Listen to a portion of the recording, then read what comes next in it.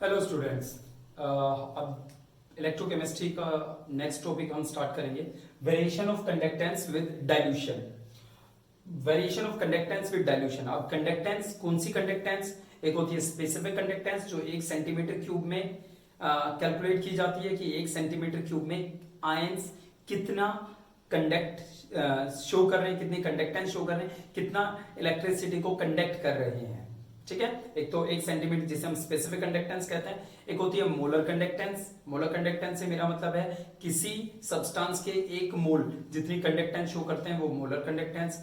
Equivalent conductance होती है किसी सब्सटेंस का 1 ग्राम इक्विवेलेंट जितनी कंडक्टेंस शो करता है वो इक्विवेलेंट कंडक्टेंस होती है। तो ये जो कंडक्टेंस है ये कैसे चेंज होगी अगर हम किसी सॉल्यूशन को डाइल्यूट कर दें या किसी सॉल्यूशन को कंसंट्रेट कर दें, राइट? ये तीनों कंडक्टेंस, इसके बारे में हम बात करेंगे। डाइल्यूट करने से मेरा मतलब है जैसे आपके पास ये एक गिलास पानी है, ठीक है, और आपने यहां NaCl डाल दिया या KCl डाल दिया। NaCl बहुत हो गया, चलो KCl मान लेते हैं।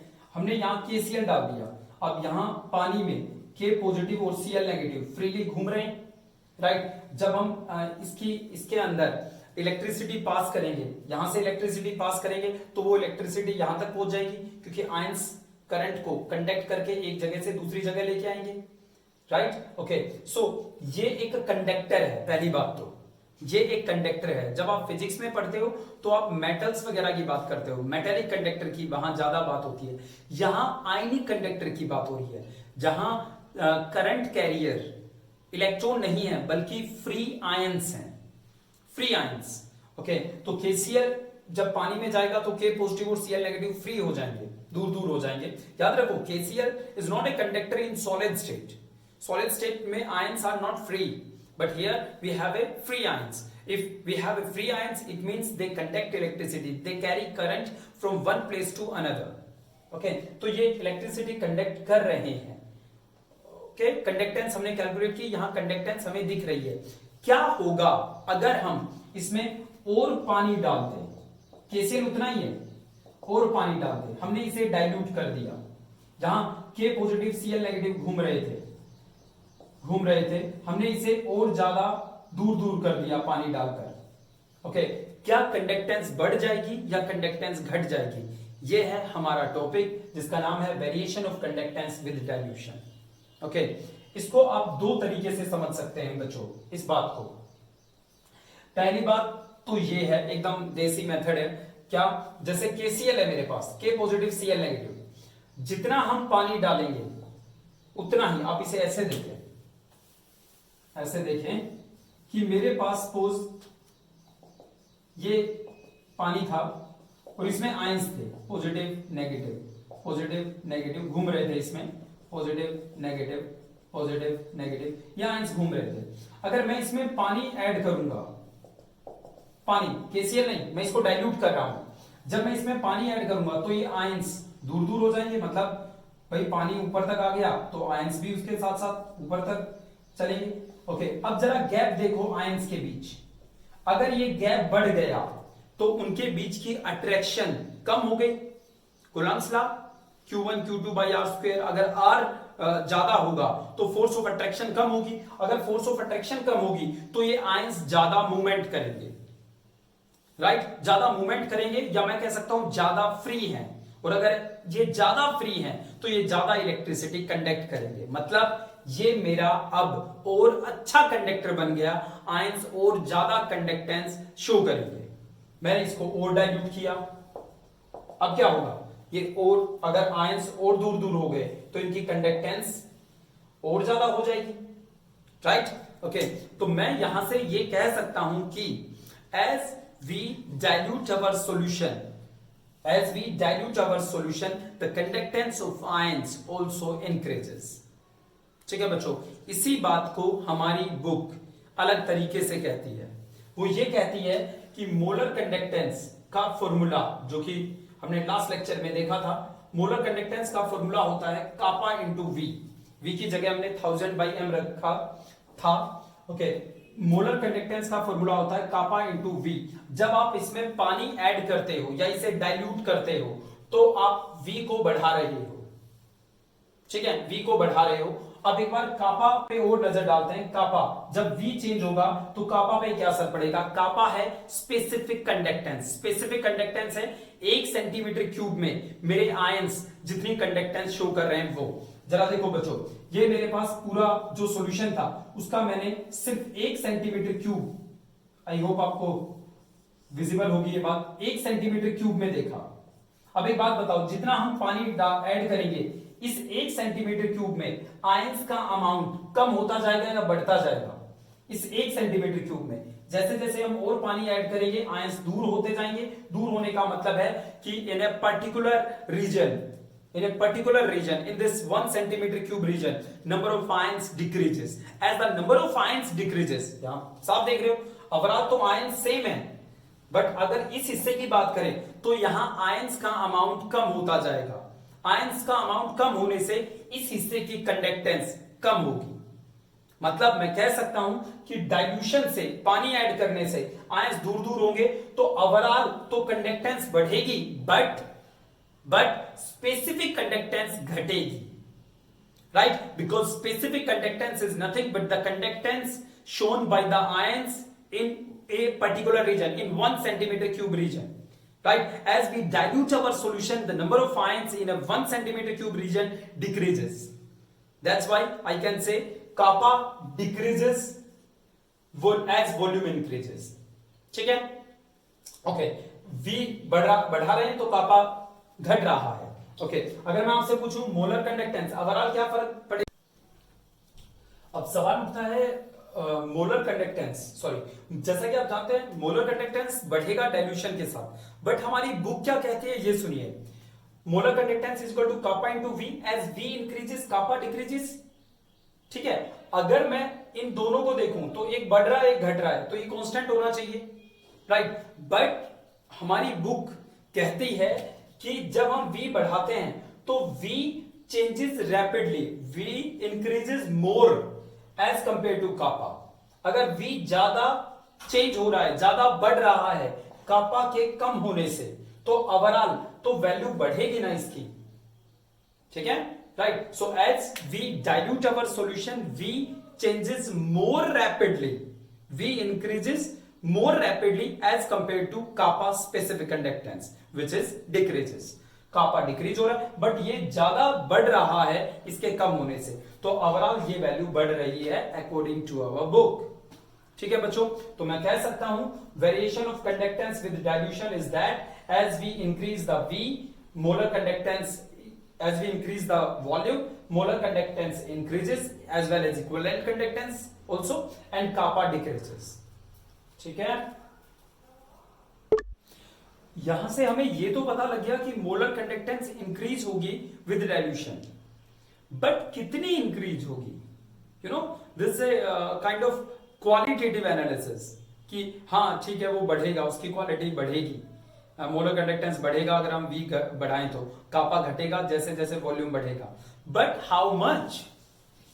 एग्जैक्ट रिलेशन क्या है? जब हम डाइल्यूशन को डबल करेंगे तो मोलर कंडक्टेंस किस हिसाब से चेंज होगी, क्या वो भी डबल हो जाएगी? राइट, इन सवालों का जवाब दिया डिबाई हक्कल ओनसेंगर इक्वेशन में। डिबाई हक्कल, ये 3 साइंटिस्ट थे, हक्कल ओनसेंगर इक्वेशन, ओनसेंगर इक्वेशन। अगर कहीं स्पेलिंग में मिस्टेक हो तो माफ करना, वैसे मुझे पता है आप स्पेलिंग ध्यान से देखोगे, बुक में मैच करोगे। आई एम सॉरी अगर कहीं मिस्टेक हो तो। डिबाई हक्कल ओनसेंगर इक्वेशन क्या है? दोबारा सुनिए, इस इक्वेशन की हमें जरूरत क्यों पड़ी? Because we want to know exact relation between the dilution and the molar conductance, right? How much molar conductance changes as we dilute our solution. ठीक है, तो ये रिलेशन दिया डिबाई हक्कल ओनसेंगर इक्वेशन से हमें इसका जवाब मिला। वो इक्वेशन थी molar conductance at any concentration is equal to, अभी बात करेंगे इन सारे टर्म्स की, molar conductance at infinite dilution minus a root c. कुछ किताबें b भी लिखती है, हम यहां a लिखेंगे, a रूट सी। आपके सिलेबस में सिर्फ डिबाई हक्कल ओनसेंगर इक्वेशन के नाम पे सिर्फ इक्वेशन का जिक्र है, इस इक्वेशन का, ओके, बट ये एक बहुत बड़ा ब्रेक थ्रू था ये इक्वेशन। सॉरी बच्चों, थोड़ा सा ये टेक्निकली प्रॉब्लम आ रही है, मोबाइल पता नहीं बार बार हैंग हो रहा है। खैर, डिबाई हकर और सिंगर ने ये इक्वेशन दी। पहले तो आप इनकी टर्म्स को समझिए। पर्पज आपको पता लग गया कि कंसंट्रेशन के साथ मोलर कंडक्टेंस में क्या बदलाव आएगा। अगर हम उसे डाइल्यूट करेंगे मतलब कंसंट्रेशन कम करेंगे तो क्या चेंज आएगा, ज्यादा करेंगे और ज्यादा नमक डाल देगा, राइट, तो क्या चेंज आएगा वो बताता है ये इक्वेशन। पहले टर्म्स को समझे। जैसे ये है molar conductance at any concentration C. अब इसका क्या मतलब है, जैसे आपके पास आपने एक सॉल्यूशन बनाया, राइट, सॉल्यूशन बनाया, इसकी कंसंट्रेशन फिलहाल है 10 मोलर, 10 मोलर ऑफ मान लेते हैं HCl, ओके, HCl है 10 मोलर HCl। इसका मतलब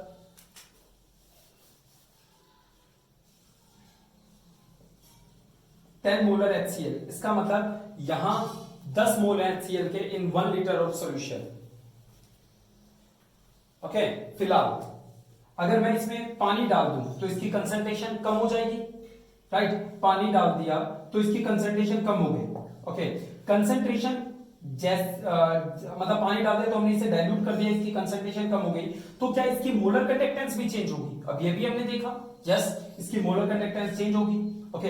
तो जब 10 मोलर थी तब इसकी मोलर कंडक्टेंस थी दिस। क्या मतलब है इसका? Molar conductance at when the concentration is 10 molar. जैसे हमने पानी डाला, सपोज इसकी कंसंट्रेशन होगी 5 मोलर। अब जो इसकी कंडक्टेंस होगी, जो इससे पहले से अलग होगी, हम उसको कहेंगे molar conductance when the concentration is 5 molar. हमने और पानी डाल दिया, राइट, इसकी जो कंसंट्रेशन है वो और कम हो गई, इसकी मोलर कंडक्टेंस भी बदल गई, कुछ और हो गई। मान लेते हैं यहां 1 मोलर है, पानी डालने पर कंसंट्रेशन कम होती जा रही है, ओके। पानी डालेंगे तो वो डाइल्यूट होता जाएगा, वो डाइल्यूट होता जाएगा तो उसकी कंसंट्रेशन कम होती जाएगी। कंसंट्रेशन कम होने पर उसकी मोलर कंडक्टेंस में बदलाव देखने को मिलेगा। तो जब कंसंट्रेशन 10 मोलर थी तब मोलर कंडक्टेंस ये थी, 5 मोलर पे ये मोलर कंडक्टेंस है, 1 मोलर पे ये, ठीक है। अच्छा, आपने इसे इसमें पानी डालते गए, ऐड करते गए, इसे बहुत ज्यादा डाइल्यूट कर दिया। डाइल्यूट कर दिया मतलब कंसंट्रेशन कम करते गए, ओके। और जब हम इसे ऐसे डाइल्यूट करते जाएंगे तो हम इसे एक टर्म नाम देंगे, एक चीज स्पेशल नाम देंगे, मोलर कंडक्टेंस एट 0 कंसंट्रेशन। मतलब जब बहुत सारा वाटर वहां ऐड कर देंगे तो उस HCl की या उस इलेक्ट्रोलाइट की कंडक्टेंस क्या होगी, हम इसको दिखाएंगे मोलर कंडक्टेंस एट 0 कंसंट्रेशन और molar conductance at infinite dilution. Molar conductance at infinite dilution, molar conductance at infinite dilution, ये कहेंगे। तो ये क्या है? ये वो कंडक्टेंस है जो आयन तब शो कर रहा है, तब उसको डाइल्यूट करते गए उसकी कंसंट्रेशन, उस इलेक्ट्रोलाइट, जो इलेक्ट्रोलाइट होते हैं जो आयंस में टूट जाते हैं, उस इलेक्ट्रोलाइट का जो अमाउंट है वो ना के बराबर रह गया, राइट। एक बड़ा सा आपने टब लिया और उसमें थोड़ा सा नमक डाल दिया, तो नमक की कंसंट्रेशन कितनी है वहां? थोड़ा सा, एक चुटकी नमक की वहां डाल दी, बड़े से टब भरा हुआ था पानी से, उसमें तो वहां नमक की कंसंट्रेशन ना के बराबर है, नमक का अमाउंट ना के बराबर है। तो उस कंसंट्रेशन पे जब वो ना के बराबर है तब उसकी जो कंडक्टेंस है उसको हम molar conductance at infinite dilution या मोलर कंडक्टेंस एट 0 कंसंट्रेशन ये कह सकते हैं। जब कंसंट्रेशन ना के बराबर बची वहां तब जो कंडक्टेंस थी वो है ये, ओके। तो आई होप आपको ये अच्छा। ए कांस्टेंट है, रूट सी है कि उस टाइम कंसंट्रेशन कितनी थी, जैसे 10 मोलर है तो यहां रूट 10 रखेंगे, ओके। तो ये है डिबाई हकर ओनसेंगर के टर्म्स, ए कांस्टेंट है। ये क्या है? ये molar conductance at any concentration C. ये क्या है? Molar conductance at infinite dilution. जब आपने उस इलेक्ट्रोलाइट में बहुत सारा वाटर ऐड कर दिया, उसे बहुत ज्यादा डाइल्यूट कर दिया, इनफाइनाइटली डाइल्यूट कर दिया, तब उसकी कंडक्टेंस ये थी। माइनस ए क्या है? यानी कांस्टेंट जो इलेक्ट्रोलाइट के नेचर पे डिपेंड करेगा। रूट सी है कंसंट्रेशन। कौन सी कंसंट्रेशन? जिस कंसंट्रेशन पे आप इस कंडक्टेंस की बात कर रहे हो वो, right. Concentration conductance, I hope ये बात आपको समझ में आ रही है। एक गिलास पानी, पानी में नमक और नमक और नमक, तो आप उसकी कंसंट्रेशन बढ़ाते जा रहे हो। एक गिलास पानी, पानी में नमक और पानी और पानी, तो कंसंट्रेशन घटाते जा रहे हो, डाइल्यूट करते जा रहे हो। ठीक है। और जब हम उसको कंसंट्रेट या डाइल्यूट करेंगे तब उसकी कंडक्टेंस में हमें कुछ बदलाव देखने को मिलेगा। वो बदलाव मैथमेटिकली हम इस इक्वेशन की हेल्प से देख सकते हैं, कैलकुलेट कर सकते हैं। ओके, जरा देखिए अब इसका। तो डिबाई-हकल-ओनसेंगर इक्वेशन का मेन पर्पस क्या है, या मैं दूसरे वर्ड्स में बोलूं तो आगे जिस बारे में हम सबसे ज्यादा बात करने वाले हैं वो है molar conductance at infinite dilution. Molar conductance at infinite dilution, हम इसके बारे में सबसे ज्यादा बात करेंगे। ठीक है। क्या ये हमारे पास है डिबाई-हकल-ओनसेंगर इक्वेशन। अगर मुझे अगर मैं इस इक्वेशन को ध्यान से देखूं तो ये y equal to mx plus c की याद दिलाती है ये equation, y equal to mx plus c. अगर मैं ग्राफ ड्रॉ करूं किस किस के बीच, molar conductance at different concentration, और x क्या है, x क्या है रूट सी, तो ये ग्राफ स्ट्रेट लाइन आएगा with negative slope, right, with negative slope. तो अगर ये ग्राफ मैं यहां से स्टार्ट करूं तो ये ग्राफ मुझे कुछ ऐसा मिलेगा। ये क्यों इस इक्वेशन के बेस पे हम कह रहे हैं, देखो कंसंट्रेशन जब जीरो थी, कंसंट्रेशन जब जीरो थी तो कंडक्टेंस ये थी, इतनी थी। जीरो कंसंट्रेशन पे, जीरो कंसंट्रेशन का मतलब इनफाइनाइट डाइल्यूशन पे जो कंडक्टेंस मुझे मिली मैं उसे क्या कहूंगा, molar conductance at infinite dilution. वैसे भी y equal to mx plus c वो होता है जहां से ग्राफ स्टार्ट होगा, ये मैथमेटिक्स कहता है। केमिस्ट्री ये कहती है कि जब जीरो कंसंट्रेशन होगी तब जो कंडक्टेंस आपको दिख रही है वो मोलर कंडक्टेंस है एट इनफाइनाइट डाइल्यूशन। ओके, तो ये मुझे कुछ ऐसा ग्राफ देगा, और देना भी चाहिए, क्योंकि जब आप कंसंट्रेशन बढ़ाएंगे, डाइल्यूट नहीं कर रहे, उसमें और ज्यादा आयंस ऐड करते जा रहे हैं, तो आयंस पास पास आएंगे, पास पास आएंगे तो वो फ्री कम होंगे, फ्री कम होंगे तो वो कंडक्टेंस कम शो करेंगे। तो जैसे जैसे आप कंसंट्रेशन बढ़ा रहे हो कंडक्टेंस घटती जा रही है। ये है डिबाई-हकल-ओनसेंगर इक्वेशन का एप्लीकेशन, राइट। ओके, ये एप्लीकेशन है कि हम जैसे हम लैब में, जब आप लैब में काम करेंगे तो मैंने सपोज आपसे NaCl दिया, NaCl का एक सॉल्यूशन दिया और ये कहा कि इसकी कंडक्टेंस बताओ एट इनफाइनाइट डाइल्यूशन। ठीक है, एक बीकर दे दिया आपसे, बीकर में नमक है और ये कहा कि मुझे कंडक्टेंस बताओ एट इनफाइनाइट डाइल्यूशन क्या होगी। मतलब उस नमक, उस सॉल्यूशन में जब मैं बहुत सारा पानी ऐड कर दूंगा या उसे बहुत सारे पानी में ऐड कर दूंगा तो उस NaCl की कंडक्टेंस क्या होगी ये बताइए। ठीक है, तो इसके लिए आप क्या करोगे, सबसे पहले लैब में जाकर ये देखो उसकी कंसंट्रेशन कितनी है फिलहाल, मान लो उसकी कंसंट्रेशन इतनी है, इस कंसंट्रेशन पे वो ये कंडक्टेंस शो कर रहा है, फिर उसमें थोड़ा सा पानी डाल दो, पानी डालोगे तो कंसंट्रेशन बढ़ा रहे हो या घटा रहे हो, घटा रहे हो। जैसे कंसंट्रेशन घटेगी फिर ये पॉइंट आ गया, भाई इस कंसंट्रेशन पे कंडक्टेंस थोड़ी बढ़ गई, राइट, फिर थोड़ा सा पानी डाल दिया, ये इतनी हो गई। ठीक है, ये 3 पॉइंट आपको मिल गए, फिर स्केल उठाओ, स्केल से इन तीनों पॉइंट को मिलाते हुए एक सीधी लाइन लगा दो, राइट, वो 3 पॉइंट मिलाते हुए एक सीधी लाइन लगा दी, तो आप जहां ये लाइन टच होगी इस y एक्सिस पे, आप कहोगे ये वो कंडक्टेंस है जो हमें तब दिखेगी तब हम इसे इनफाइनाइटली डाइल्यूट कर देंगे। आपने उसे इनफाइनाइटली डाइल्यूट नहीं किया, बट इसे हम फिजिक्स, केमिस्ट्री या साइंस की लैंग्वेज में कहते हैं एक्स्ट्राप्लोटेशन। एक्स्ट्राप्लोट कर दिया, 2-3 डाटा आपके पास थे, 2-3 रीडिंग आपके पास थी, ग्राफ पे वो पॉइंट्स आपने लगाए, स्केल उठाया, इन पॉइंट्स को मिलाते हुए आप लाइन को आगे लेते गए, राइट। तो आपने अंदाजा लगाया कि उस सॉल्यूशन का कंडक्टेंस इतना होगा at infinite dilution, at zero concentration. तो ये फायदा है डिबाई-हकल-ओनसेंगर इक्वेशन का, बट इसकी एक लिमिटेशन भी है। वो लिमिटेशन ये है बच्चों कि ये इक्वेशन वीक इलेक्ट्रोलाइट पे काम नहीं करती। आई होप आपको पता होगा कि हमारे पास जो इलेक्ट्रोलाइट है वो 2 तरह के होते हैं, कौन कौन से, weak electrolyte, strong electrolyte. Weak electrolyte and strong, weak वो होते हैं जो कंप्लीटली डिसोसिएट नहीं होते, for example acetic acid. Acetic acid को अगर हम पानी में डालें तो इक्विलिब्रियम आ जाएगा, ये टूटेगा तो सही बट जितने हम एसिटिक एसिड के मॉलिक्यूल लेके चले वो सारा का सारा ब्रेक नहीं होगा H पॉजिटिव और एसीटेट में। दूसरी तरफ स्ट्रॉन्ग इलेक्ट्रोलाइट कौन से होते हैं? स्ट्रॉन्ग इलेक्ट्रोलाइट जैसे NaCl पानी में जाकर कंप्लीटली टूट जाता है, मतलब जितने NaCl लेके गए थे वो सारे के सारे Na पॉजिटिव और Cl नेगेटिव में टूट गए। ओके, तो ये स्ट्रॉन्ग इलेक्ट्रोलाइट है। स्ट्रॉन्ग इलेक्ट्रोलाइट में आपको इक्विलिब्रियम नहीं देखने को मिलेगा। तो डिबाई-हक्कल-ओनसेंगर इक्वेशन की एक कमी है, वो कंडक्टेंस बता देती है eight infinite dilution of a strong electrolyte, but for weak electrolyte this equation is not useful. Why? Because जब हम इसका ग्राफ बनाते हैं, देखो इस ग्राफ का जो बैकबोन है, इस ग्राफ की जो सबसे बड़ी बात है कि लाइन यहां आकर टच होगी, जहां ये लाइन टच होगी वही मोलर कंडक्टेंस होगा उस इलेक्ट्रोलाइट का एट इनफाइनाइट डाइल्यूशन। जब हम वीक इलेक्ट्रोलाइट लेते हैं तो हमें ग्राफ कुछ ऐसा दिखता है, मतलब ये ग्राफ कभी इसको टच होता ही नहीं।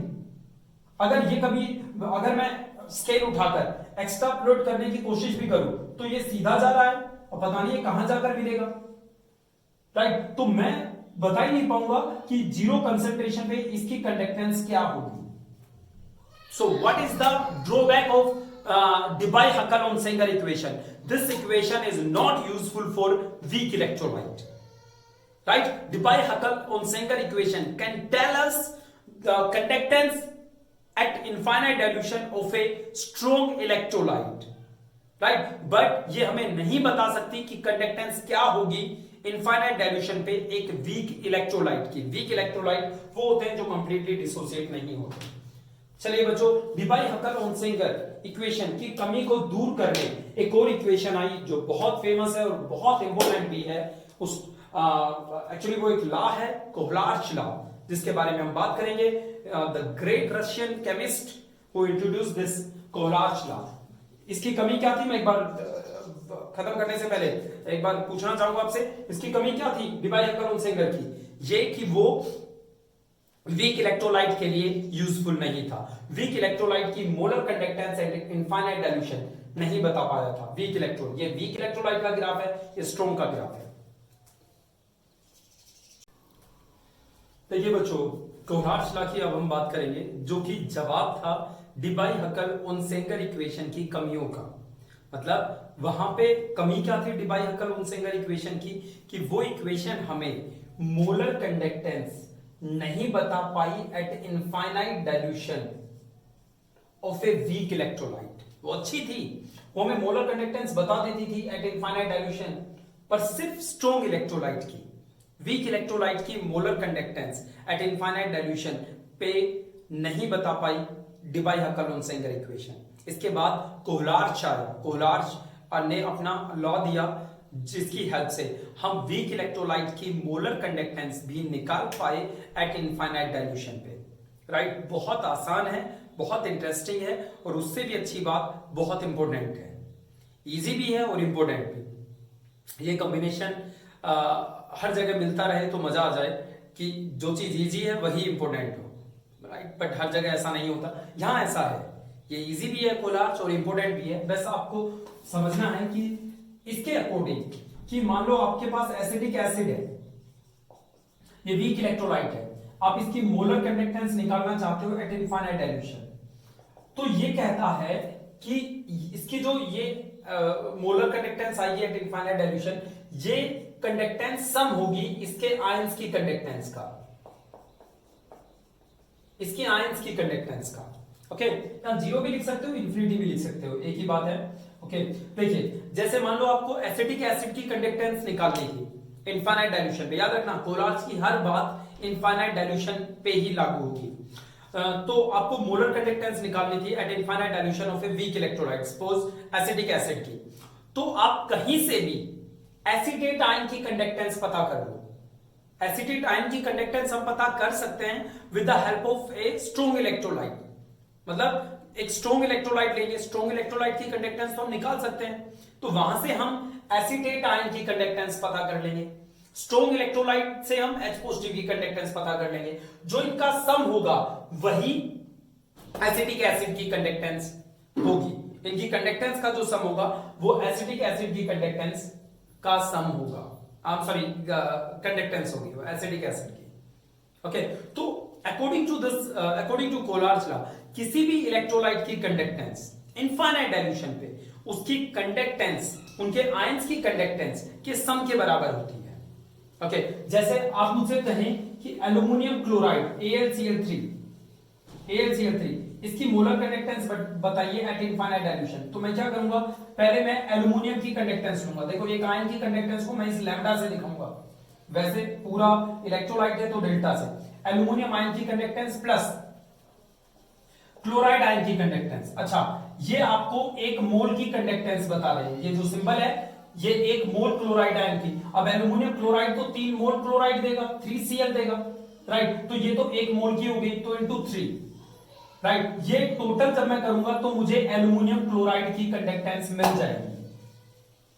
बहुत आसान, कोलार्स ने बड़ी आसानी से बता दिया कि इनफाइनाइट डाइल्यूशन पे, याद रखना ये बात सिर्फ इनफाइनाइट डाइल्यूशन पे अप्लाई होती है। ओके, हम नॉर्मल कंसंट्रेशन आपके पास मान लो 1 गिलास पानी और पानी में AlCl3 है, इनफाइनाइटली डाइल्यूट नहीं है, राइट, तब ये बात अप्लाई नहीं होगी। ओके, क्यों? क्योंकि एक और तरीके से हम इस बात को समझेंगे। फिलहाल कोलार्स ने क्या कहा, किसी इलेक्ट्रोलाइट की कंडक्टेंस एट इनफाइनाइट डाइल्यूशन उसके आयंस की कंडक्टेंस के सम के बराबर होगी। अगर वहां एक से ज्यादा आयंस रिलीज हो रहे हैं तो जो भी यहां है, मतलब 3 यहां है, जो एक कोफिशिएंट है, इसको कंडक्टेंस से मल्टीप्लाई करना पड़ेगा, क्योंकि ये 1 मोल की कंडक्टेंस बताता है। Aluminium chloride 3 mole chloride release करेगा पानी में घुलने के बाद, तो जो टोटल कंडक्टेंस होगी due to chloride 3 into 10। Okay, ये होगी। ओके, हम इस लॉ को एक और अलग तरीके से समझते हैं, एक और तरीके से भी देख सकते हैं आप इसे। देखो, कोलार्च ये सब बताना चाह रहा था कि इनफाइनाइट डाइल्यूशन पे कोई आयन कितनी कंडक्टेंस शो करता है, ये इस बात पे डिपेंड नहीं करता कि वो किसके साथ है। मतलब जैसे मेरे पास NaCl है और NaBr है और NaI है मान लो, राइट, हमने इसे पानी में घोल दिया और इनफाइनाइटली डाइल्यूट कर दिया। मैं दोबारा याद दिला दूं, इनफाइनाइटली डाइल्यूट करने का मतलब है कि हमने इसे बहुत बड़े टब में बहुत ज्यादा पानी लिया और उसमें NaCl डाल दिया।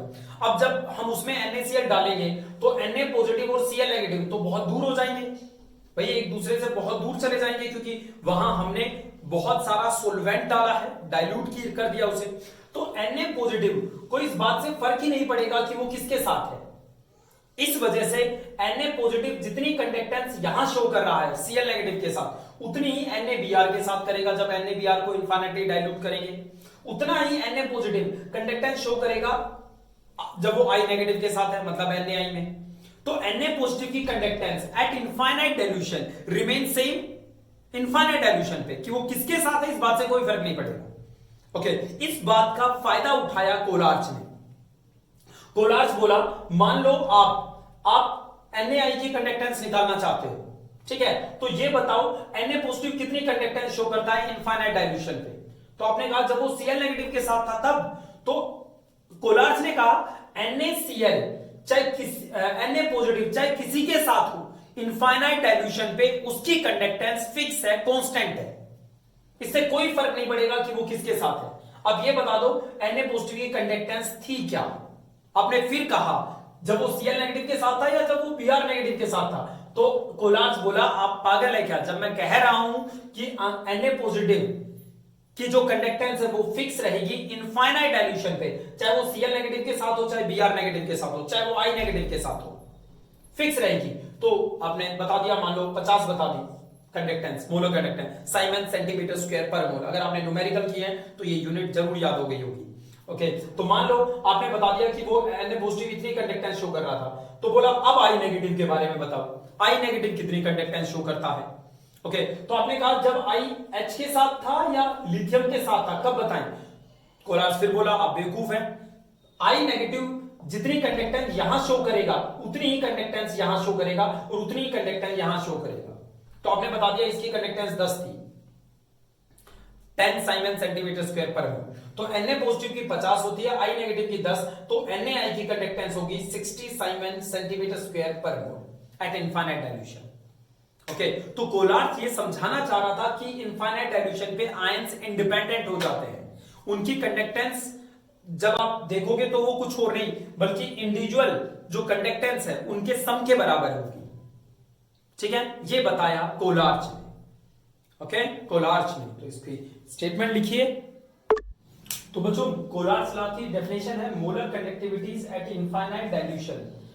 Molar conductivity at infinite dilution मतलब जैसे मेरे पास है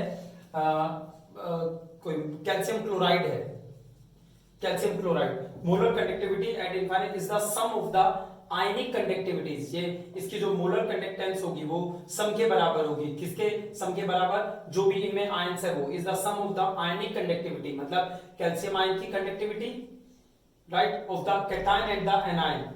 एनायन कौन है? Cl negative and the anion each multiplied with the number of ions present in one formula unit। formula unit होता है किसी आयनिक कंपाउंड के मॉलिक्यूल को फॉर्मूला यूनिट कहा जाता है। जैसे NaCl को हम मॉलिक्यूल नहीं कहते, NaCl को हम फॉर्मूला यूनिट कहते हैं। आयनिक कंपाउंड के लिए ये टर्म यूज होती है क्योंकि वो मॉलिक्यूल नहीं रहते, वो गुच्छे में रहते हैं, राइट, आपको शायद पता है। ओके, तो वो अकेला कैल्शियम क्लोराइड नहीं रहता, एक कैल्शियम के चारों तरफ क्लोराइड, जैसे हमने सॉलिड स्टेट में पढ़ा। ओके, तो calcium chloride each multiplied with the number of ions present in one formula unit, यानी एक मॉलिक्यूल में अब 2 क्लोराइड है तो इसको 2 से मल्टीप्लाई करना पड़ेगा ऑफ द इलेक्ट्रोलाइट। ये इलेक्ट्रोलाइट है, इलेक्ट्रोलाइट के एक फॉर्मूला यूनिट में जितने आयंस हैं उसको मल्टीप्लाई करेंगे, फिर उनको सम करेंगे तो वो कैल्शियम क्लोराइड की कंडक्टेंस या उस इलेक्ट्रोलाइट की कंडक्टेंस हमें बता देगा एट इनफाइनाइट डाइल्यूशन। ये था बच्चों कोलार्च लॉ। इसके न्यूमेरिकल्स पे हम नेक्स्ट लेक्चर में बात करेंगे। फिलहाल यहां तक आपको समझ में आना चाहिए। खत्म करते हैं आज का काम। Thank you very much.